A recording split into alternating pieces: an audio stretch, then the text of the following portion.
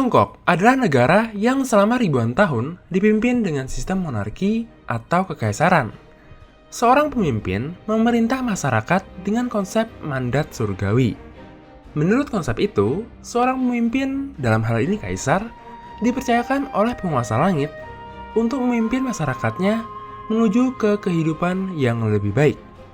Sekalipun demikian, konsep itu mulai dipertanyakan setelah Tiongkok di masa dinasti Qing mengalami kekalahan melawan Inggris dalam Perang Opium yang pertama, yang terjadi pada tahun 1839 hingga 1842. Tiongkok yang awalnya merupakan negara yang sangat dihormati, jatuh pada masa-masa yang dikenal sebagai abad penghinaan. Pada tahun 1850 hingga 1864, keadaan Tiongkok diperburuk oleh serangkaian pemberontakan, khususnya yang bernama Taiping Tiankuo, yang jika diterjemahkan sesuai dengan namanya, artinya adalah kerajaan surgawi yang penuh perdamaian. Namun, tidak seperti namanya yang penuh perdamaian, keberadaannya justru menyebabkan konflik yang jauh brutal dibandingkan masa-masa sebelumnya. Sekalipun pemberontakan tersebut berhasil dipadamkan oleh pasukan pemerintah, muncul pemberontakan lain yang tidak kalah serius, yaitu pemberontakan Boxer. Pemberontakan Boxer adalah pemberontakan yang dijalankan oleh para ahli kungfu, yang sekalipun terdengar sangat keren, para ahli kungfu ini bukan tandingan dari senjata modern yang digunakan oleh pasukan barat. Pada tahun 1911, Tiongkok mengalami revolusi yang dikenal dengan sebutan Revolusi Xinhai. Revolusi ini dengan cepat menyebar ke berbagai provinsi lainnya dan pada akhirnya berhasil memaksa kekaisaran Qing untuk turun tahta. Revolusi tersebut masih diperingati baik oleh pemerintah RRT maupun oleh pemerintah Taiwan atas keberhasilannya dalam mengubah Tiongkok yang awalnya berbentuk monarki menjadi berbentuk republik. Hal ini tidak terlepas dari seorang tokoh nasional yang bernama Sun Yat-sen. Ia adalah seorang dokter jenius sekaligus pemimpin politik yang sampai hari ini sangat dihormati baik oleh pemerintah Tiongkok sebagai tokoh revolusi maupun pemerintah Taiwan sebagai bapa negara. Tahun 1925, Dr. Sun Yat-sen meninggal dunia karena penyakit kanker hati. Kematiannya meninggalkan Tiongkok yang masih terpecah belah di bawah kekuasaan para penguasa regional. Melihat Tiongkok masih terpecah belah, militer Jepang berusaha memanfaatkan kesempatan dengan kebijakan ekspansionisnya yang bertujuan untuk menguasai sumber daya alam Tiongkok dengan menggunakan pasukan kuantungnya. Keadaan mulai berubah setelah Partai Kuomintang yang dipimpin oleh Chiang Kai-shek alias penerus dari Dr. Sun Yat-sen berhasil menyatukan sebagian besar Tiongkok. Chiang kemudian berusaha mengkonsolidasikan kekuasaannya dengan membersihkan kader-kader yang dicurigai sebagai anggota komunis di dalam tubuh Partai Kuomintang. Setelah kebijakan pembersihan itu, relasi antara Tiongkok dan Uni Soviet semakin memburuk. Hal ini memaksa Chiang untuk menjalin hubungan baru dengan negara-negara Eropa lainnya, khususnya Jerman. Salah satu hasil diplomasi tersebut adalah kerjasama di bidang militer, di mana Jerman bersedia mengirimkan para penasihat militernya untuk memperlengkapi dan melatih pasukan Kuomintang sesuai dengan standar dari pasukan Jerman. Sebagai imbalannya, Jerman memperoleh akses sumber daya alam murah dari Tiongkok yang sangat dibutuhkannya demi pembangunan Jerman pasca Perang Dunia Pertama. Tahun 1937, terjadi insiden jembatan Marco Polo yang menyebabkan Tiongkok dan Jepang secara resmi berperang. Berkat kualitas persenjataan dan pelatihan yang lebih baik, pasukan Jepang berhasil mengalahkan pasukan perbatasan Tiongkok yang serba kekurangan di semua bidang. Hal ini terjadi karena Chiang berusaha menyimpan pasukan terbaiknya untuk mengalahkan faksi komunis terlebih dahulu, sebelum melawan pasukan Jepang.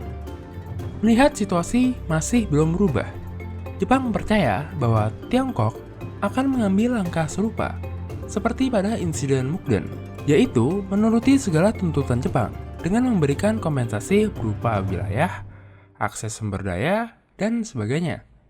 Bukankah menurut Chiang, musuh Tiongkok yang paling berbahaya adalah faksi komunis dan bukan militer Jepang. Seperti kata Chiang, Jepang adalah penyakit kulit, sedangkan komunis adalah penyakit jantung. Namun hal tersebut mulai berubah ketika seorang perwira Kuomintang bernama Chang Shuiliang kecewa atas kebijakan pemerintah Kuomintang. Ia merasa Kuomintang tidak mempersiapkan militer untuk melawan invasi dari bangsa asing, melainkan justru memerintahkannya sebagai perwira untuk terus mengadakan operasi-operasi militer demi menghancurkan basis-basis dari Partai Komunis sampai ke akar-akarnya. Bagi Chang, kebijakan tersebut sama saja seperti memerintahkannya untuk membunuh bangsanya sendiri. Hal ini disadari oleh Zhou Enlai, anggota dari Partai Komunis Cina, yang kemudian berusaha memanfaatkan kesempatan untuk mengadakan pertemuan rahasia dengan Chang Shuiliang.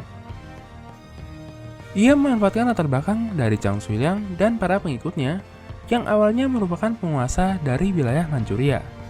Zhou Enlai menjelaskan bagaimana kebijakan Kuomintang untuk menghancurkan komunis terlebih dahulu justru membuat Tiongkok harus membayar berbagai kompensasi kepada Jepang, yang sebenarnya adalah musuh utama dari Tiongkok. Keduanya akhirnya setuju untuk mencari solusi agar Tiongkok bisa bersatu dan melawan invasi dari militer Jepang. Di saat yang sama, Chiang juga mulai curiga dengan perwiranya Chang Shuiliang. Ia heran bagaimana mungkin pasukan Chang yang jauh lebih superior dibandingkan pasukan komunis belum mampu menghancurkannya. Chang segera berdalih, pasukan komunis yang sudah semakin terpojok tentu akan memberikan perlawanan yang lebih sengit lagi jika dibandingkan dengan masa-masa sebelumnya. Mengetahui bahwa faksi komunis memang sudah terkepung, Chiang memutuskan untuk pergi ke utara untuk melihat sendiri bagaimana pasukan Kuomintangnya mengalahkan pasukan komunis untuk terakhir kalinya.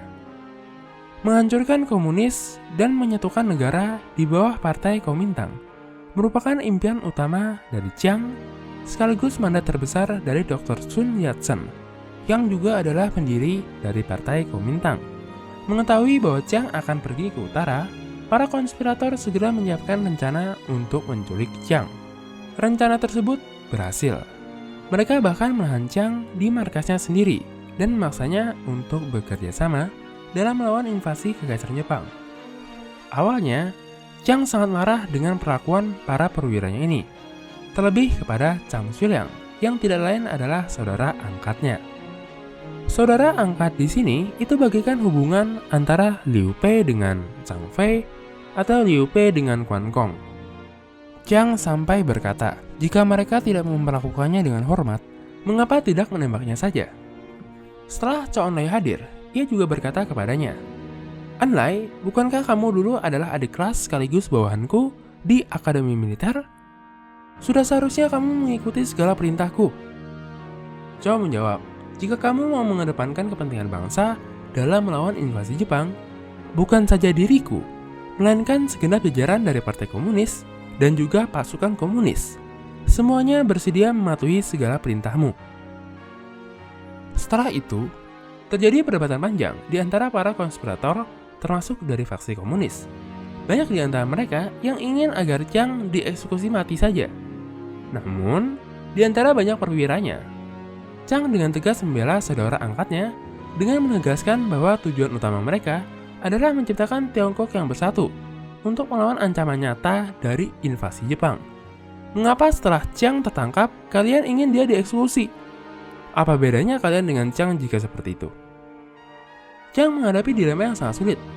Sebagai pemimpin, ia sangat menyadari bahwa dengan kerjasama ini, faksi komunis bukan hanya tidak binasa, melainkan akan semakin kuat. Di sisi lain, ia juga menyadari, sekalipun Kuomintang berhasil menguasai sebagian besar Tiongkok, agresi militer Jepang semakin menggerus dukungan rakyat ke Partai Kuomintang. Terlebih, sudah menjadi rahasia umum bahwa Chiang merupakan anggota alumni dari Akademi Militer Jepang.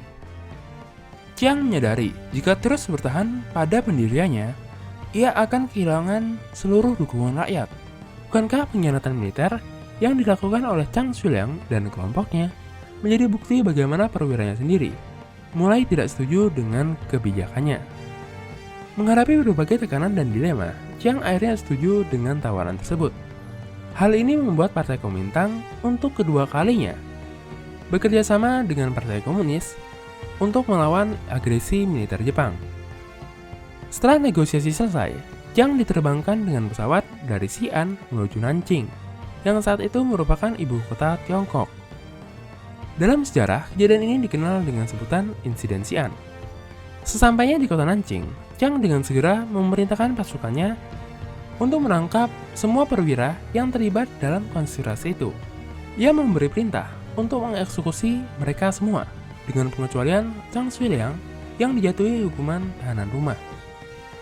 Sekalipun banyak pihak, termasuk Jepang, yang merasa bahwa Chiang akan segera melanjutkan serangannya kepada pihak komunis, ia justru mengejutkan berbagai pihak dengan menghentikan upaya tersebut dan mengumpulkan para perwira militernya untuk membahas bagaimana berperang melawan agresi militer Jepang. Chiang ingin membuktikan bahwa dirinya merupakan pemimpin yang mau peduli dengan nasib masyarakat Tiongkok. Kuomintang tidak akan membiarkan 1 inci tanahnya dikuasai militer Jepang. Para pemimpin Jepang yang awalnya mengira bahwa mereka akan segera mendapat konsensi berupa wilayah atau setidaknya akses terhadap sumber daya alam dengan memanfaatkan insiden jembatan Marco Polo, justru menemukan dirinya dalam perang total yang sangat mereka hindari. Militer Jepang berusaha menekan Kuomintang dengan menyerang Shanghai yang saat itu adalah pusat perekonomian Tiongkok.